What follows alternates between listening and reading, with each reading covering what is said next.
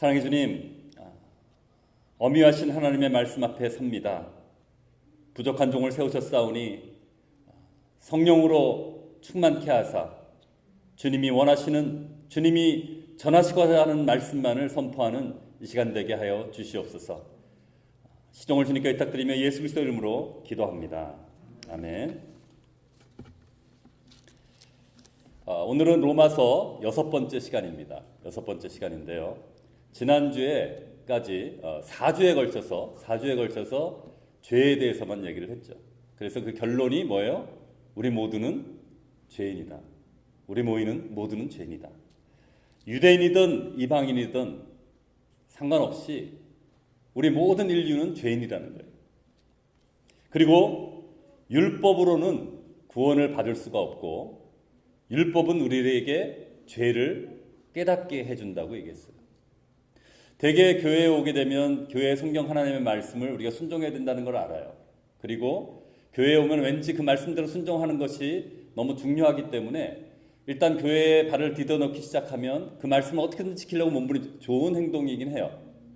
그런데 그 율법을 통해서 자꾸만 하나님 앞에 가려고 하는 그런 보이지 않는 우리 속에 의도가 있는 거예요. 그런데 율법은 절대 우리를 의롭다 할 수 없고 우리를 구원할 수가 없다는 사실인 거죠. 그런 처절한 현실을 우리가 4주에 걸쳐서 확인했습니다. 우리가 그 죄인임을 철저히 알 때 우리가 하나님 앞에 나갈 수 있게 되는 거예요. 그러니까 소셜 클럽, 내가 취미로 모이는 수영 클럽이나 무슨 바느질 클럽이나 독서 클럽이나 이런 데 가는 게 아니라는 거죠.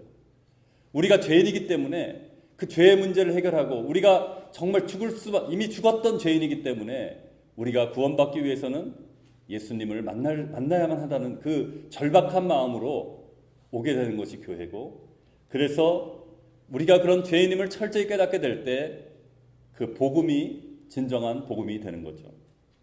이제 바울은 오늘 본문이 시작되는 3장 21절부터 4장 25절, 4장의 마지막 절까지 믿음으로 의롭다함을 받는다는 그 기독교의 복음의 진수를 얘기합니다. Justification by faith, 오직 믿음으로 의롭다함을 받는다는 그 복음의 진수를 설명하고 있습니다. 오늘 본문은 드디어 죄로 인해서 죽었던 우리에게 율법 외에 하나님의 의가 나타났다고 선언을 해요. 놀라운 축복의 선언이고 우리에게 산 소망을 주는 선언이에요. 우리가 교회에 오면 자꾸만 죄인인 게 느껴지고 그 하나님의 말씀 못 지키는 것에 대한 괴로움과 슬픔에 또 고통에 창피함에 수치감에 빠질 수 있는데 그렇지 않다는 거예요. 놀라운 축복의 선언이 오늘 시작되는 거예요. 그래서 저도 일주일 그동안 계속 입던 양복을 바꿔서 새로운 양복을 바꿔 입었어요. 이제는 죄에서 벗어나서 의의 옷을 입은 거예요. 의의 옷을 보이지 않으실 수도 있겠지만, 마틴 루터는 오늘 본문이 속해 있는 3장 21절에서 26절까지 말씀을 아주 중요한 로마서의 중심이고 또 더 나아가 성경 전체의 중심이 되는 말씀이라고 마틴 루터는 얘기를 해요. 왜냐하면 이 구절에서 우리가 의롭다함을 받고 구원을 받는 유일한 근거가 은혜와 믿음이라는 것을 명확하게 얘기해 주기 때문에 그래요. 마틴 루터도 자기가 자기의 의로, 자기의 노력으로, 자기의 고행으로 하나님 앞에 다가가려고 몸부림을 쳤죠. 수도원의 계단을 정말 맨손 맨발로 기어오르면서 자기 몸을 고통스럽게 하면서 예수님을 만나려고 몸부림 쳤는데 소망이 없었어요.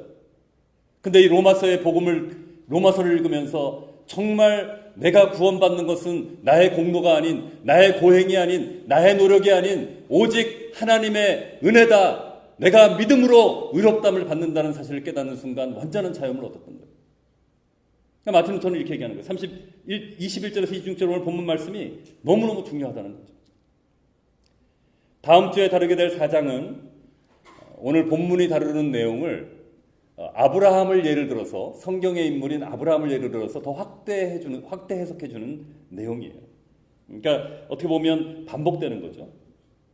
앞으로 3주에 걸쳐서 사장도 2번에 걸쳐서 제가 나눌 텐데 오늘 이번 주를 포함해서 3주에 걸쳐서 우리가 복음의 진수에 대해서 복음의 아주 근본적인 그런 진리에 대해서 우리가 나누게 돼요. 그래서 우리가 이것을 나누게 될 때 이미 알았던 지식이다. 내가 이미 알았던 거야. 그게 중요하지 않아요. 그냥 머리에 머무는 지식으로 있었을 때는 그게 내 가슴으로 다가와서 내 삶 가운데 스며들지 않고 내 삶의 일부가 되지 않으면 그 복음의 능력을 우리는 살아낼 수가 없는 거죠. 그냥 지식으로 알고 있는 것뿐이에요. 그러니까 여러분 그런 선입견을 다 내려놓으시고 앞으로 3주 동안 저거 다 아는 얘기인데 교회만 오면 한 듣는 얘기인데 그렇게 생각하지 마시고 정말 이 복음의 진리의 말씀이 머리에서 내 가슴으로 내려와서 내가 그 복음의 진리의 말씀을 능력을 누리면서 살 수 있게 해달라고 기도하시면서 예배 가운데 임하기를 원합니다. 21절에서 24절 말씀 다시 한번 한 목소리로 읽도록 하겠습니다. 이제는 율법 외에 하나님의 한 의가 나타났으니 율법과 선지자들에게 증거를 받은 것이라. 곧 예수 그리스도를 믿음으로 말미암아 모든 믿는 자에게 미치는 하나님의 의니 차별이 없느니라. 모든 사람이 죄를 범하였음에 하나님의 영광에 이르지 못하더니 그리스도 예수 안에 있는 속량으로 말미암아 하나님의 은혜로 값없이 의롭다 하심을 얻는 자 되었느니라. 오늘 본문은 이제는 이라고 시작하죠. 이제는. 그런데 헬라어 원어 성경을 보면요. 이제는으로 시작하지 않고요. 그러나 이제는 이렇게 시작해요.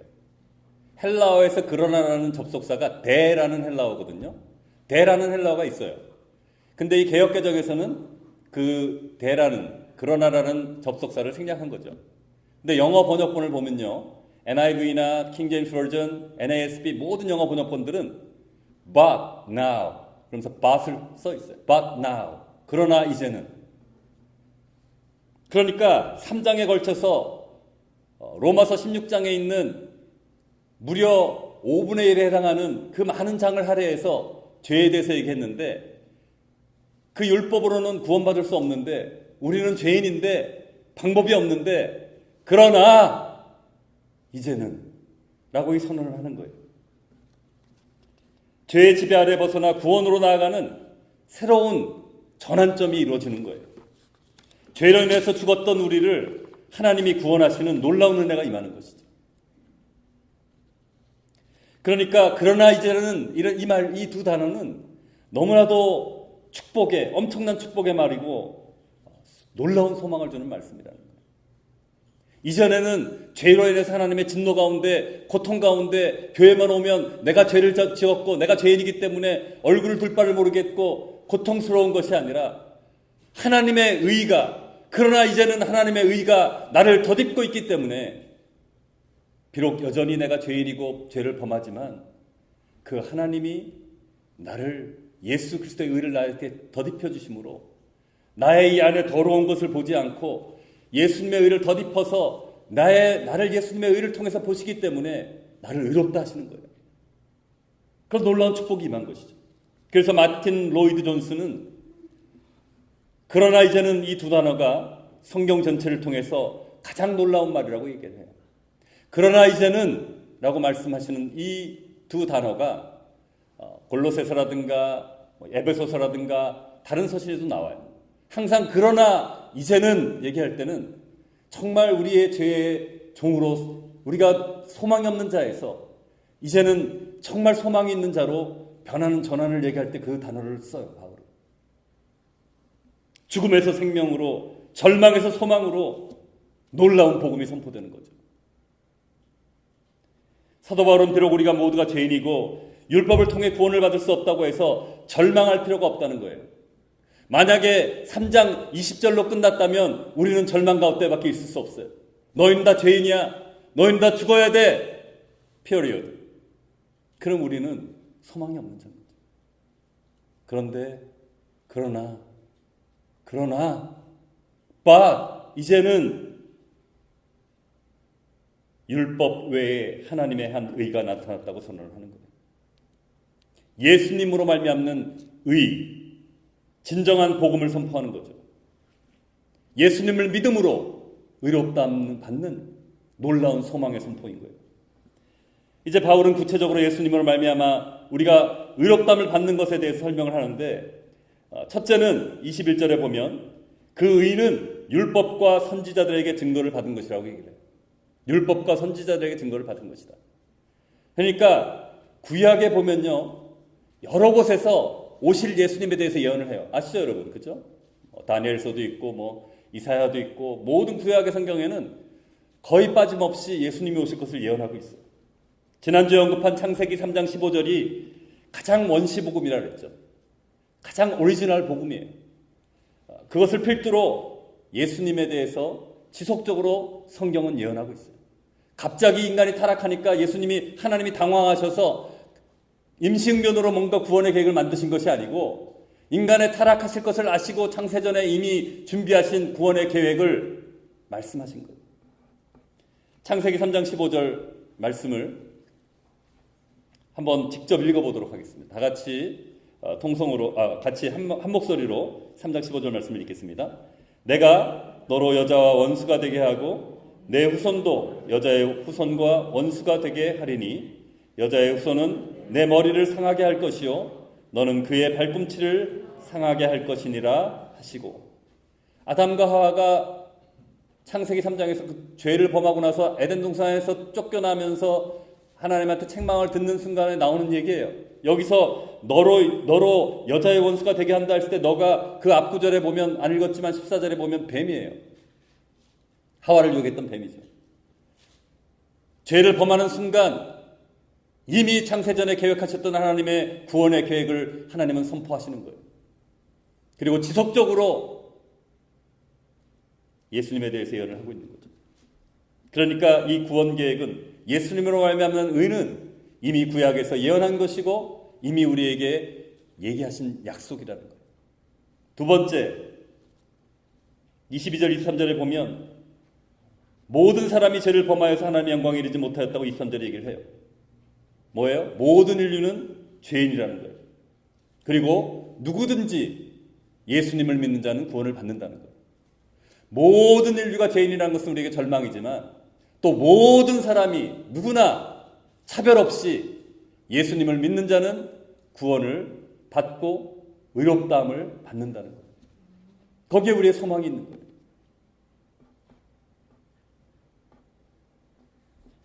우리가 학식이 있던, 재물이 많든, 외모가 출중하든, 명예가 있든, 권력이 있든 아무 상관이 없다는 거예요. 오직 예수 그리스도를 믿는 자에게 구원을 주시는 하나님의 은혜는 모두에게 주어진다는 거죠. 세 번째, 그 의는 예수 안에 있는 속량으로 말미암아 하나님의 은혜로 값없이 얻는 의입니다. 24절 25절 말씀. 속량이라는 의미가 뭐죠, 여러분? 속량이라는 단어의 의미는요, 속량이라는 것이 redemption이라는 영어로는 번역을 해놨는데, 보통 종이나 포로들을 값을 주고 자유케 해주는 것, 그걸 속량이라는 표현을 많이 썼어요. 옛날 이 당시에 썼던 단어의 속량의 의미는. 그러니까 예수님이 우리 죄를 대신해서 십자가에서 그 죄의 값을 치르심으로 우리가 의롭게 되는 거예요. 그러니까 예수님이 십자가에 내가 그 값을 치러야 되는데 내가 값을 치를 능력이 안 돼요. 왜요? 우리 모두는 이미 죄인이니까. 그렇기 때문에 죄가 없으신 예수님이 우리의 죄를 대신 치르셔야 됐던 거예요. 그래서 예수님이 십자가에서 우리가 범한 그 수많은 죄들을 당신이 직접 십자가에 달려 죽으심으로, 보혈을 흘려주심으로 그 죄값을 치르신 거예요. 근데 중요한 사실은, 여러분 잘 알아야 될 사실은, 우리가 의롭다고 하나님이 선포하셨다고 얘기를 해요. 무슨 얘기냐면, 우리가 구원받고 예수 그리스도 하나님이 의롭다 하라고 선포하신 그 사실 자체가 내가 완전히 의로워진 것으로 얘기하지는 않는다는 거예요. 그걸 여러분 착각하시면 안 돼요.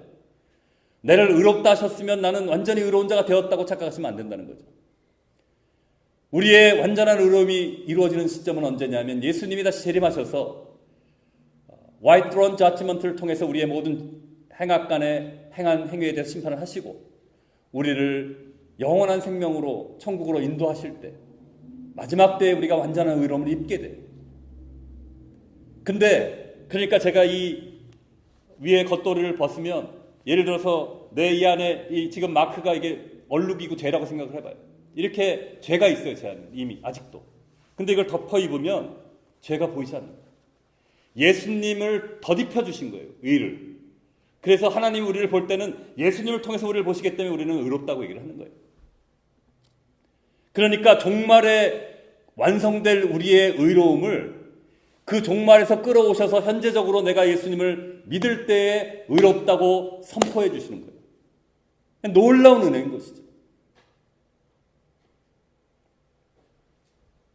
여전히 우리가 죄성을 가지고 있고 죄를 범하고 있지만 구원받는 순간 예수님의 의가 우리가 덧입혀져서 우리를 의롭다고 하시는 거예요. 여러분 그 의롭다 하심을 받으셔야 되는 거예요. 자꾸만 나를 보니까 여기 얼룩이 있는데 나 또 죄 범했는데 또 내가 잘못했는데 계속 괴로운 거예요. 나를 보면 괴로울 수밖에 없어요. 나 자신을 보면 실망할 수밖에 없어요. 좌절할 수밖에 없어요. 예수님을 보는 거예요. 나를 위해 죽으신 예수님을 바라보는 거예요. 그러니까 나는 자유한 거예요. 우리에게는 아무 공로가 없어요. 믿음조차도 하나님이 주시는 것이고 그 믿음도 구원받는 통로일 뿐이에요. 우리가 전기를 받으려면 컨센트에다가 플러그인 해야지 전기가 통하잖아요. 그 예수님의 구원을 받기 위한 플러그인 하는 것이 우리의 믿음이지 우리가 믿음을 내가 믿었어. 하나님 앞에 내가 믿었잖아요. 라고 공로로 가져갈 수 없다는 거예요. 전적으로 하나님의 은혜라는 거죠. 하나님이 우리가 예수 그리스도를 믿은 것을 의로 여기시겠다는 은혜가 있기 때문에 우리가 구원받은 거예요.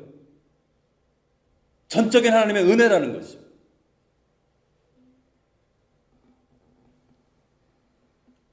의롭지 않은 우리를 의롭다고 여기시는 하나님의 은혜. 그러니까 하나님의 은혜가 구원의 궁극적인 원인이 되는 거예요. 하나님의 은혜인 거예요. 은혜의 의미가 받을 자격이 없는 자에게 주어지는 선물이라는 의미가 있죠. 받을 자격이 없는 자에게 주는 것이 은혜라는 의미예요. 우리는 받을 자격이 없어요. 우리는 의롭다함을 받을 아무 자격이나 공로가 없어요. 전적인 하나님의 은혜로 값없이 우리가 의롭다함을 받고 구원받은 거예요. 그 진리를 여러분 당연히 안다고 생각하시는데 삶 가운데 그걸 살아내지 못하기 때문에 늘 죄책감과 정죄감과 고통 가운데 신앙생활을 하는 거예요. 예수님을 믿는데 기쁘지가 않아요. 얼굴에 기쁨이 없어요. 빛이 없어요. 늘 심각해요. 고통스러워요. 누가 믿겠어요? 저기 크리스찬이 우리 옆집에 사는데 맨날 얼굴이 찡그러지고 너무 고통스러워서 어쩔 줄 몰라요. 교회만 갔다 오면 나는 죄인이라고 막 눈물을 흘리면서 기도를 하는데 정말 난 그런 거 믿고 싶지 않아. 그 놀라운 값없이 준 은혜를 우리는 누리는 거예요. 말하자면 우리가 빚을 못 갚아서 신용불량자가 됐다고 생각해 보세요. 뱅크럽시가 됐어요. 모든 경제활동이 중단되고 특히 미국같이 크레딧이 중요한 사회에서는 완전히 경제활동이 멈추게 되죠.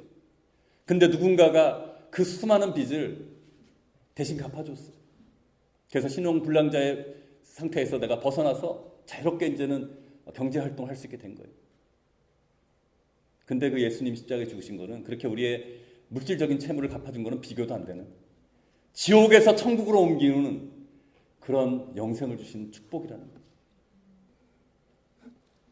이제 바울은 하나님의 입장에서 이 복음을 요약하고 있어요. 그게 그 다음 구절이에요. 25절 26절 말씀인데 다시 한 목소리로 같이 읽도록 하겠습니다. 시작. 이 예수를 하나님이 그의 피로써 믿음으로 말미암아 화목제물로 세우셨으니 이는 하나님께서 길이 참으시는 중에 전에 지은 죄를 간과하심으로 자기의 의로우심을 나타내려 하심이니 곧 이때에 자기의 의로우심을 나타내사 자기도 의로우시며 또한 예수 믿는 자를 의롭다 하려 하심이라.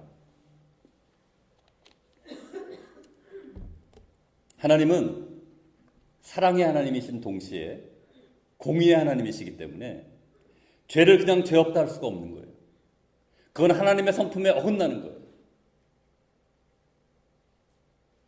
하나님은 사랑의 본체세요. 사랑하면 사랑이 율법의 완성이라는 표현도 있고 사랑이 너무너무 중요해요. 근데 그 사랑은 진리가 있는, 공의가 있는 사랑이어야 되는 거예요. 공의가 없는 사랑은 진정한 사랑이 아닌 거예요. 죄를 범해도, 살인을 해도, 간음을 해도, 도둑질을 해도 사랑해, 괜찮아. 그건 진정한 사랑이 아니라는 거죠. 하나님은 공의의 하나님이시기 때문에 반드시 그 죄의 대가를 치러야 하신 거예요. 그래서 하나님은 이 문제를 해결하시기 위해서 독생자 예수를 이 땅에 보내셔서 우리 죄를 대신해서 죽게 하신 거죠. 죄값을 치르게 하신 거예요. 얼마나 엄청난 은혜인지 모르는. 이 십자가에 보면 이 십자가에 인류의 죄를 용서하시는 하나님의 사랑이 들어있어요. 그죠? 우리의 죄를 대신해서 돌아가심으로 우리의 죄를 용서해 주시는 그 하나님의 사랑이 십자가에 있어요. 또 동시에 죄의 값을 치르시는 하나님의 공의가 들어있는 거예요. 죄의 값을 치르는 하나님의 공의. 예수님이 그 죄값을 치르신 거죠. 그리고 이 구속은, 이 죄사함은, 이 구원의 계획은 하나님이 이니셔티브를 쥐고 계시다는 거예요. 하나님이 주도권을 가지고 먼저 시작하신 거예요. 하나님 자신이 우리 인간을 구원하시기 위해서 인간의 몸으로 이 땅에 오셔서 우리 죄를 위해서 십자가에 돌아가신 거예요. 우리가 뭘 한 게 아니라는 거예요. 하나님이 우리를 사랑하셔서, 비록 너무너무 사랑하셔서 아담과 하와를 창조하였는데 그 첫사람 아담이 범죄함으로 죄 가운데 죄의 종으로 들어가게 되고 에덴 동산에 쫓겨났지만 하나님은 여전히 우리를 사랑하시고 그걸 회복하시고자 하는 그 구원의 계획을 이루시는데, 성부 하나님이 성자 하나님, 삼위일체 하나님, 성자 하나님을 이 땅에 보내셔서 화목제물로 삼으시고 스스로 죄의 문제를 해결하시는 거예요. 하나님의 공의가 죄값을 치지 않고는 죄 없다고 할 수 없기 때문에 죄 없는 당신의 독생자 예수를 이 땅에 보내셔서 그 죄의 문제를 해결하는 거예요. 사랑하는 여러분, 기독교는 이 복음의 진리 위에 세워져야 돼요. 예수님의 십자가와 부활이 없이는 우리의 믿음, 신앙이 헛것이라는 거예요. 고린도전서 15장 17절 말씀 같이 한 목소리로 읽도록 하겠습니다. 그리스도께서 다시 살아나신 일이 없으면 너희 믿음도 헛되고 너희가 여전히 죄 가운데 있을 것이요. 예수님의 십자가와 부활이 없다면 기독교는 의미가 없는 거예요. 여러분, 신앙생활하는 게 내가 도덕적으로 좀 더 나아지고 기복신앙에 빠져서 내가 좀 더 축복받고 그냥 소셜라이즈하고 사람들 만나고 교제하는 게 여러분 목적이 아니라는 거예요. 예수님의 십자가 부활을 붙들고 우리의 죄로 인해서 영원한 형벌에 빠질 우리를 구원하신 그 예수님의 은혜를 붙들고 영원한 생명을 얻는 거예요. 그렇기 때문에 기독교는 많은 종교들 중에 하나의 종교가 아니에요. 왜요? 하나님이 천지를 창조하셨고 우리를 창조하셨고 온 인간과 우주 만물을 다스리고 계시고 통치자시고 처음이며 마지막이기 때문에 이것은 우리가 심리학자들이 말하는 우리의 한계를 벗어나기 위한, 인간의 한계를 벗어나기 위한, 위로를 얻기 위한 하나의 심리적인 그런 활동이 아니라는 거예요. 유일한 길. 예수님은 분명히 말씀하셨어요. 나로 말미암지 않고는 하나님께로 올 자가 없다고. 그렇기 때문에 기독교는 배타적이에요. 타협할 수 없어요. 성경을 요약해보면 구약은 오실 예수님, 신약은 오신 예수님, 그리고 앞으로 오실 예수님에 대해서 얘기하고 있어요. 성경 66권 전체가 예수님을 향해 있는 거죠. 예수님의 십자가가 아니면 우리에게 소망이 없어요. 다시 한번 말씀드릴게요. 예수님의 십자가가 없으면 우리에겐 소망이 없어요. 죄의 삭은 사망이기 때문에, 그리고 우리는 죄인이기 때문에 우리는 죽을 수밖에 없는 거예요. 그런데 우리를 의롭다고 하신 거죠. 예수님이 대신 돌아가신 거예요. 그래서 이제는 우리가 우리 자신을 위해서 살면 안 되는 거예요. 지난 화요일 날 큐티 말씀에처럼 살아도 주를 위해 살고 죽어도 주를 위해 죽고 사나 죽으나 주의 것이라는 고백을 하고 살아가는 거예요. 나는 예수님의 핏값으로 사신받은 주님의 것이라는 거죠. 그렇기 때문에 주님의 영광을 위해 살아야 되고 주님의 것으로 살아야 되고 주님이 주인된 삶이 돼야 되는 거예요. 내가 내 삶의 주인 되는 게 아니라는 거죠. 그러면 난 나의 삶을 못 살잖아요. 나는 그냥 하나님이 하라는 대로만 살면 나는 나의 삶은 뭐예요? 아니요. 누가 우리를 만드셨어요? 하나님이 만드셨어요. 하나님이 메이커예요. 크리에이터예요. 그 하나님이 만든 자가 그 만든 목적을 가장 잘 아세요. 가장 축복된 길이 무엇인지를 하나님이 아시는 거예요. 그 길로 인도하시는 거예요. 우리의 삶을 더 풍성하게 fully 살아낼 수 있는 거예요. 우리가 이 땅을 살면서 얼마나 많이 걱정을 하고 살아요. 불안장애가 너무너무 많죠. 지금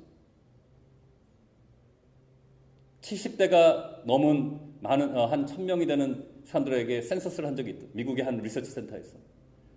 가장 후회되는 게 뭐냐. 아주 많이 나온 얘기가 하지도 않아들 걱정을 하면서 사는 게 너무 후회가 된다. 인생이 너무 짧은데 걱정하는데 너무 많은 시간을 다 뺏겨서 내가 누리지를 못하고 사는 것 같다. 여러분, 심리학자들이 그걸 통계를 내봤잖아요. 우리가 걱정하는 것에 진짜 실제로 벌어지는 게 몇 퍼나 되는가? 10%도 안 된다 그러죠.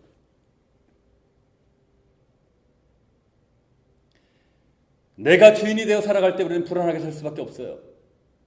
내가 하나님이 아니기 때문에, 내가 알 수 없기 때문에, 내가 한 치 앞도 모르기 때문에. 근데 나를 만드신 하나님, 나를 향한 계획이 있으시고 나의 가장 퍼펙트한 라이프를 알고 계시는 하나님 앞에 나를 맡기면 우리는 우리의 삶은 fully blessed life를 살게 되는 거죠. 나의 재물도, 나의 건강도, 나의 명예도, 나의 힘도 내 것이 아니고 주님의 것이라는 거예요. 다 주님의 것인데 주님이 이 땅에 사는 동안 나에게 맡겨주셨어요. 청지기로서 살아가는 거예요. 하나님 것을 잘 관리하면서 살아가는 거예요. 그래서 제가 항상 헌금 기도할 때 그러잖아요. 하나님이 맡겨주신 것 가운데 일부를 돌려드린다. 내 것이 아니라는 거죠. 이제 바울은 얘기합니다. 그러니까 우리는 자랑할 것이 하나도 없다는 거예요. 27절부터 30절 말씀을 같이 읽도록 하겠습니다. 그런즉 자랑할 데가 어디냐? 있을 수가 없느니라. 무슨 법으로냐? 행위로냐? 아니라 오직 믿음의 법으로니라. 그러므로 사람이 의롭다 하심을 얻는 것은 율법의 행위에 있지 않고 믿음으로 되는 줄 우리가 인정하노라. 하나님은 다만 유대인의 하나님이시냐? 또한 이방인의 하나님은 아니시냐? 진실로 이방인의 하나님도 되시느니라. 할례자도 믿음으로 말미암아 또한 무할례자도 믿음으로 말미암아 의롭다 하실 하나님은 한 분이시라. 바울은 명확하게 얘기해요. 우리가 의롭다함을 받고 구원받는 것을 자랑할 게 없다는 거예요. 내가 뭐 신앙생활 잘해서, 내가 사회적으로 성공해서, 내 성경을 많이 봐서, 내가 기도를 많이 해서, 내가 모태신앙이라서, 내가 믿음이 좋아서. 아니요. 우린 자랑할 게 아무것도 없다는 거예요. 우린 모두 죄인이고 우리의 행위로는 의롭다함을 받을 수가 없어요. 그러니까 십자가 앞으로 나가야 되는 거예요. 그 십자가에만 소망이 있는 거예요.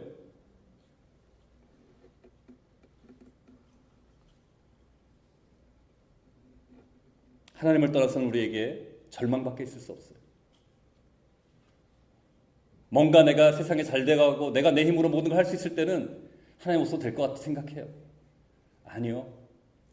절대 하나님 없이는 여러분 참된 소망을 가질 수가 없어요. 우리 모두가 복음의 은혜를 깨닫고 그 복음의 능력 가운데 살아감으로 더 이상 세상의 종로로 사지 않고 하나님의 영광을 위해 살아가는 그 하나님이 주시는 기쁨과 평강을 누리는 저 여러분 되기를 축원합니다. 마지막으로 31절을 같이 읽도록 하겠습니다. 그런즉 우리가 믿음으로 말미암아 율법을 파괴하느냐? 그럴 수 없느니라. 도리어 율법을 굳게 세우느니라. 우리가 의롭다함을 받는 것은 믿음으로만 의롭다함을 받는 것이고 율법으로 행위로는 의롭다함을 받을 수 없다면, 율법은 죄를 깨닫게 하는 것에 끝난다면 그럼 율법에 무슨 필요가 있겠느냐, 이제 더 이상 율법을 따지지 않아도 되지 않느냐, 이런 논리적인 질문이 될 수 있겠죠. 그죠? 지금도 율법 폐기론자들이 있잖아요. 율법은 이제 구약으로 끝났다, 그래서 우리는 안 지켜도 된다, 그런 말들을 하는 사람들이 있잖아요. 기독교 서클 안에서도. 근데 바울은 얘기하는 거예요. 그렇지 않다는 거예요. 절대 그렇지 않다는 거예요. 율법을 파괴하지 않는다는 거예요. 이 하나님을, 예수님을 믿음으로 의롭다함을 받는 이 은혜의 복음이 있다고 해서 율법을 파괴하는 것이 아니라 오히려 굳게 세운다고 선언하는 거죠. 왜요? 예수님이 율법을 무시하셨나요? 아니요. 율법의 요구를 예수님이 이루신 거죠. 왜요? 우리가 죄 때문에 죽어야 되는데 하나님 우리를 구원해 주고 싶으세요. 하나님 공의 하나님이시기 때문에, 우리 죄인이기 때문에 그냥 죄 없다 할 수 없어요. 율법은 그 죄를, 죄값은 사망이고 그걸 치르라 그래요. 그걸 대신 치른 게 누구예요? 예수 그리스도십니다. 율법을 존중하셨고 율법을 완성하신 거예요. 마태복음 5장 17절에 명확하게 얘기를 하고 있는데요. 같이 한번 한 목소리로 읽도록 하겠습니다. 내가 율법이나 선지자를 폐하러 온 줄로 생각하지 말라. 폐하러 온 것이 아니요 완전하게 하려 함이라. 예수님의 말씀이에요. 율법을 완전하게 하러 왔다. 율법의 요구를 예수님이 들으신 거예요. 거기에 순종하신 거죠. 사랑하는 여러분, 우리가 이 복음의 진리를 마음 깊이 우리가 알지 못하면, 우리가 정말 값없이 은혜로 구원받았다는 그 구원의 이야기는 알지만, 그렇게 구원받고 교회 신앙생활을 하면서 또다시 율법주의로 돌아가는 거예요. 또다시 율법주의로 돌아가는 거예요. 그래서 율법의 요구를 충족시키고 그 율법을, 말씀을 지키기 위해서 노력하고 힘들게 신앙생활을 하는 거죠. 우리가 믿음으로 하나님의 은혜로 구원받았는데 다시 내 노력으로 하나님을 기쁘게 하고 내 노력으로 인정받고 사랑받으려고 율법주의적인 신앙생활로 돌아간다는 거죠. 여러분 가만히 생각해 보세요. 나 그렇지 않은 거예요. 저도 그랬어요. 그러니까 고통스러운 거예요. 말씀대로 못 사니까.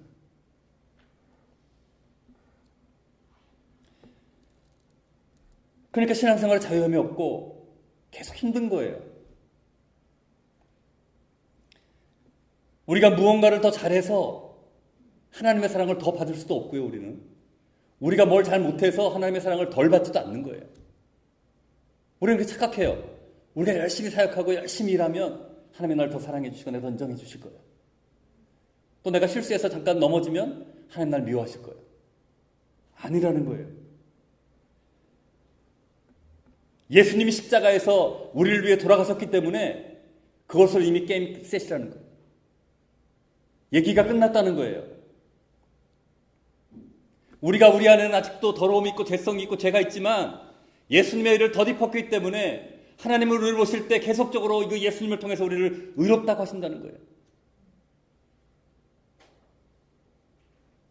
그러니까 우리는 감사함으로 그 사랑을 누리면 되는 거예요. 우리를 구원하시기 위해서 하나님이 독생자 예수를 십자가에 돌아가게 하셨어요. 그죠? 여러분의 각자 한 사람 한 사람은 얼마나 가치가 있어요?